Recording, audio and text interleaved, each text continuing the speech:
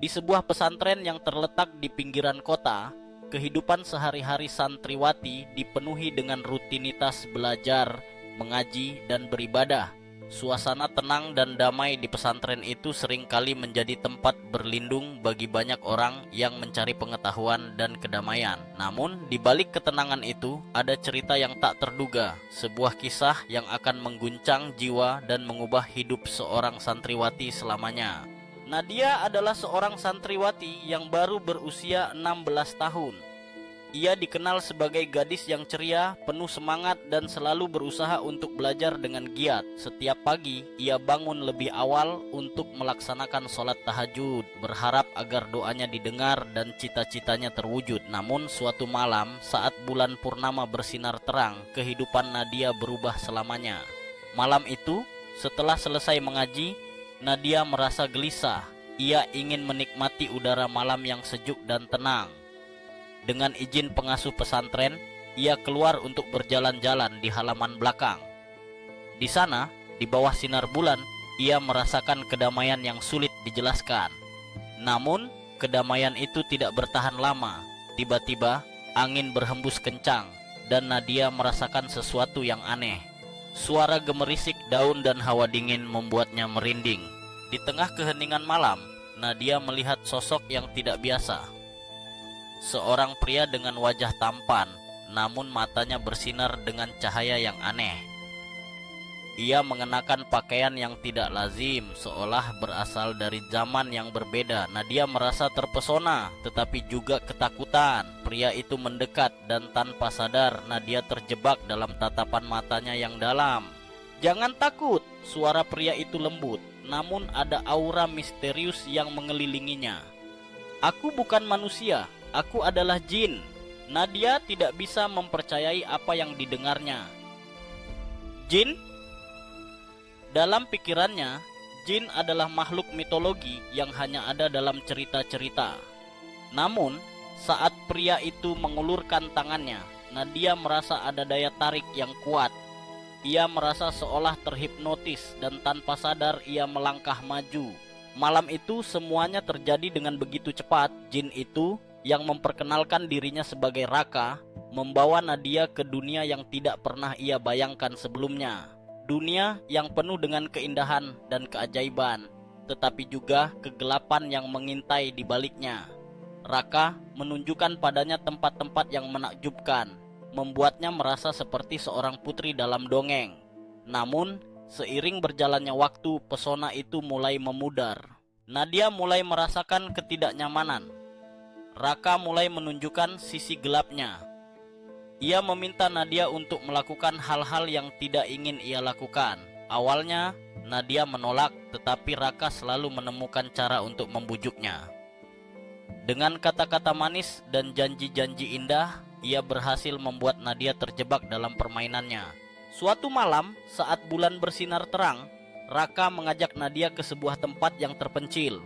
Di sana, di bawah sinar rem bulan, Raka mengungkapkan niatnya yang sebenarnya. Ia ingin menguasai jiwa Nadia, menjadikannya bagian dari dunianya selamanya. Dalam keadaan terperangkap antara ketakutan dan ketertarikan, Nadia merasa tidak berdaya. Raka, dengan kekuatan yang dimilikinya, mulai menguasai pikiran dan tubuhnya.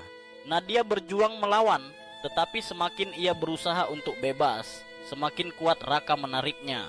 Dalam kegelapan malam, ia merasakan kekuatan Raka menyelimutinya, dan tanpa bisa melawan, ia terjatuh ke dalam pelukan jin itu.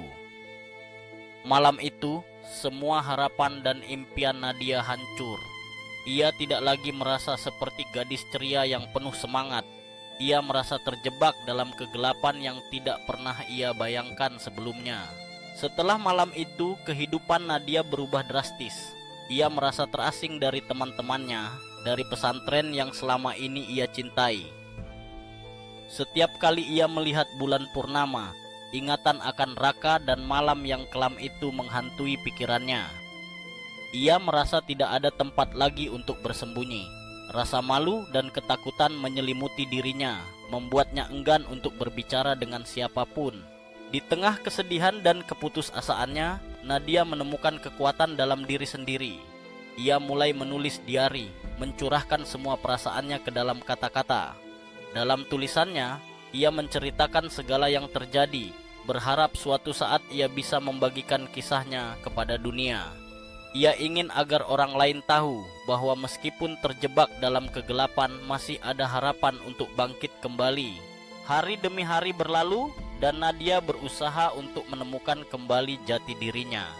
Ia mulai beribadah dengan lebih khusyuk, mengharapkan petunjuk dan kekuatan dari Tuhan. Dalam prosesnya, ia bertemu dengan seorang ustazah yang penuh kasih sayang dan pengertian. Ustazah itu mendengarkan cerita Nadia tanpa menghakimi, memberinya dukungan dan dorongan untuk bangkit. Melalui bimbingan ustazah, Nadia belajar untuk memaafkan dirinya sendiri. Ia menyadari bahwa apa yang terjadi bukanlah kesalahannya. Raka dengan segala daya tariknya telah memanfaatkan kelemahan dan ketidakpastian yang ada dalam dirinya. Dengan perlahan, Nadia mulai menemukan kembali kepercayaan diri dan kekuatan yang hilang. Ia mulai terlibat dalam kegiatan di pesantren, membantu teman-temannya dalam belajar dan mengaji. Setiap kali ia melihat senyuman di wajah teman-temannya, hatinya terasa lebih ringan. Ia mulai menyadari bahwa hidupnya tidak berakhir pada malam kelam itu. Masih ada banyak hal yang bisa ia lakukan, banyak impian yang bisa ia capai. Namun, bayang-bayang masa lalu tetap menghantui. Suatu malam, saat ia duduk sendirian di halaman pesantren, bulan purnama kembali bersinar. Kenangan akan Raka dan kegelapan yang menyertainya muncul kembali. Nadia merasa ketakutan, tetapi kali ini ia tidak ingin melarikan diri. Ia ingin menghadapi ketakutannya. Dengan keberanian yang baru ditemukan, Nadia mulai berbicara tentang pengalamannya kepada teman-temannya. Ia ingin agar mereka tahu bahwa mereka tidak sendirian, bahwa ada banyak orang yang mungkin mengalami hal yang sama. Dengan berbagi cerita, ia merasa lebih ringan, seolah beban di pundaknya sedikit demi sedikit terangkat. Seiring berjalannya waktu, Nadia menjadi sosok yang inspiratif bagi banyak santriwati lainnya. Ia mengorganisir kelompok diskusi untuk berbagi pengalaman dan memberikan dukungan satu sama lain. Dalam setiap pertemuan, Nadia berbicara tentang pentingnya menjaga diri dan mengenali tanda-tanda bahaya. Ia ingin agar tidak ada lagi yang terjebak dalam kegelapan seperti yang ia alami. Kisah Nadia menyebar di kalangan santriwati, dan banyak yang mulai mendekatinya untuk mencari nasihat.